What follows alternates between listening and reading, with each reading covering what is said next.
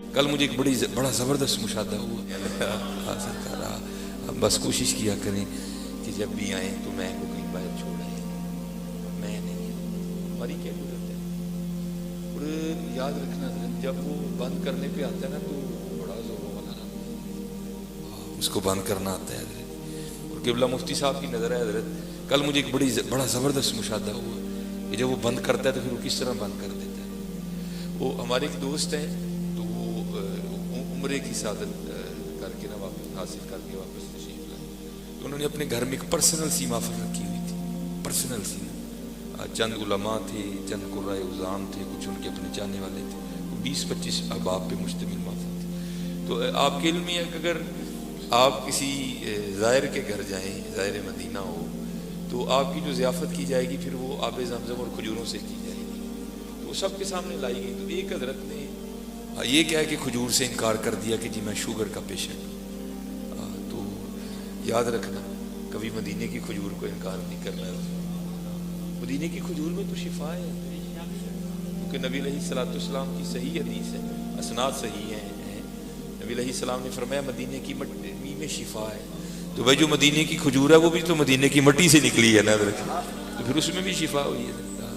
تو بہرحال مجھے بات ان کی اچھی نہیں لگی ہے, لیکن میں خاموش رہا کہ ٹھیک ہے بھائی, پرہیز کا بھی تو حکم دیا گیا ہے. نبی علیہ السلام نے مولا علی کو کھجور کھانے سے منع کر دیا تھا جب آپ عشوب چشم کے مرض میں مبتلا تھے. تو پرہیز بھی ہے. میں نے کہا ٹھیک ہے. تو جب وہ کھانا محفل ہو گئی, بعد میں کھانا آیا, تو کھانے کے اینڈ میں نا میٹھے میں گاجر کا حلوہ بھی تھا. تو انہوں نے منع کرنے کے باوجود بھی 2 چمچ لگا لی. نہیں میٹھا کھانا چاہیے. پھر مجھے سمجھ آئی اس نے مدینے کی کھجور نہیں چھوڑی, اس نے بند کر دی. جب وہ بند کرنے پہ آتا ہے تو اسے بند کرنا آتا ہے.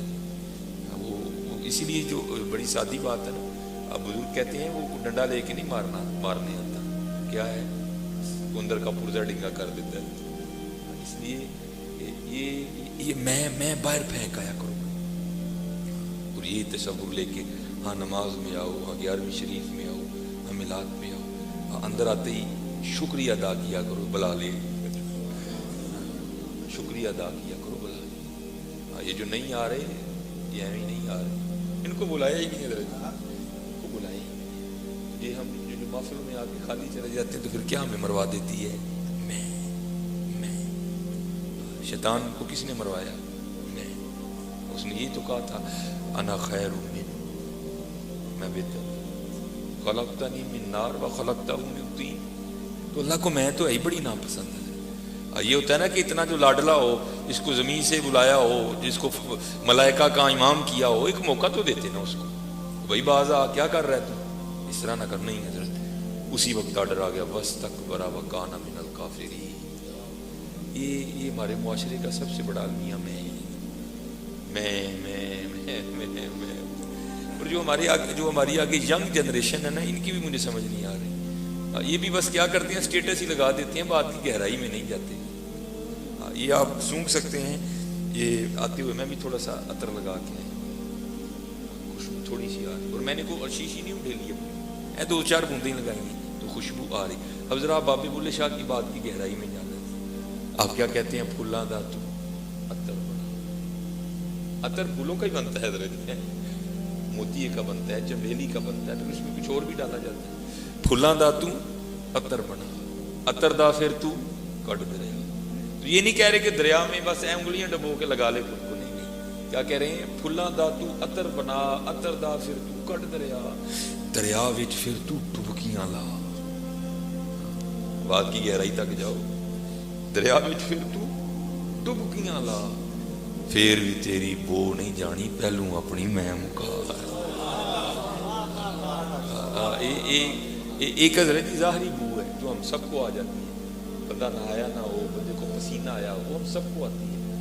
لیکن حضرت ایک اندر کی بو ہے وہ صرف اللہ والوں کو آتی ہے. وہ آپ کی مجھے نہیں آئے گی, میری آپ کو نہیں آئے گی. وہ اگر کوئی اللہ والا مل گیا تو وہی بتائے گا کہ اندر کنی کو بو ہے. پھلاں دا تو عطر بنا, عطر دا پھر تو کٹ دریا, دریا وچ پھر تو ڈبکیاں لا, پھر بھی تیری بو نہیں جانی, پہلوں اپنی میں مکا. یہ میں مروا دیتی ہے. ہر آنے والا یہی زوم میں آیا بیٹھا جی, کٹ گل ہے کہ میں آیا. نہیں حضرت تو نہیں آیا بھائی، تجھے بلایا ہے، تیری کیا ضرورت ہے کہ تم آ جائے. وہ تو کہتے ہیں لا تتحرک ذرۃ الا باذن اللہ، ہمارے اذن کے بغیر تو ذرہ بھی نہیں ہلتا، تو 6 فٹ کا بندہ کیوں ہل گیا؟ نہیں، یہ رنگ ہے سارے بادشاہ، یہ میں سے بچوں. اور یہ اتنی گندی بیماری ہے حضرت کہ جس کو لگ جائے یہ اس کا کچھ بھی نہیں چھوڑتی. کسی اور صوفی شاعر نے کہا تھا نا، کیا کہتے ہیں، جس کو میں کی ہوا لگی، جس کو میں کی ہوا لگی، اسے نہ پھر دوا لگی نہ دعا لگی. اسے بچ کے رو. اور ہم نے یاد رکھو کوئی میں والی شے ہے یہ شیشے کے دھوکے میں نہ آیا کرو. بزرگ کہتے ہیں اگر تمہیں اپنی اصل دیکھنی ہے تو باتھ روم میں بیٹھ کے دیکھ، تیرے اندر سے نکل کے آ رہا ہے. یہ تو حضرت جی میں حیران ہوں اس کی کاراگری پہ، اس کی قدرتوں پہ. کیسا بادشاہ ہے حضرت جی.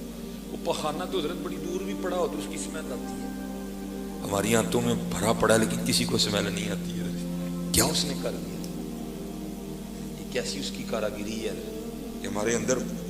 اور یہ نہیں کہ صرف پخانہ ہی ہے، اور بھی بڑی علائشیں ہیں. یہ ہمارے مثانے میں پیشاب ہے، ہمارے پھیپھڑوں میں بلغم ہے، ہماری وینوں میں خون ہے، ہمارے جو پتے میں صفرا ہے، ہماری تلی میں سودا ہے. تھوڑا گند ہے اندر، لیکن یہ اس کا کمال ہے.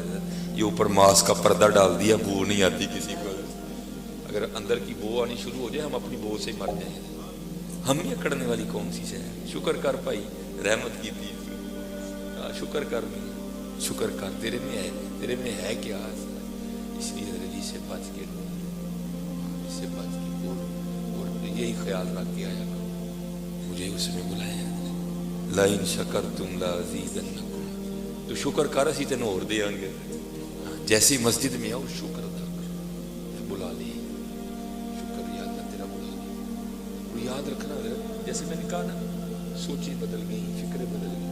یہ جس چیز کا نام آپ نے اور میں نے فضل رکھ لیا، یہ تو فضل ہے ہی کوئی نہیں. جس وقت بندے کو نہیں بڑی اللہ کی رحمت ہے ماشاء اللہ، 2 گڈیاں نہیں، بڑا اچھا کام نہیں، کسی نے کہہ دیا کہ یہ فضل نہیں. فضل یہ ہے کہ تجھے توفیق نماز ہو جائے، یہ نہیں فضل. یہ تو گاڑیاں اور اولادیں اور جائیداد تو نمرود کے پاس بھی بڑی تھی، تو کیا فضل تھا اس میں؟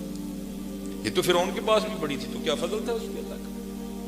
یہ تو جو ہے نا ابو جہل کے پاس بھی بڑی تھی، ولید بن مغیرہ کے پاس بھی بڑی تھی، تو کیا اس پہ اللہ کا فضل تھا؟ نہیں ہے. فضل حضرت ابو بکر صدیق پہ تھا، حضرت فضل ان پہ تھا، ابو جہل پہ نہیں فضل تھا. اور یہ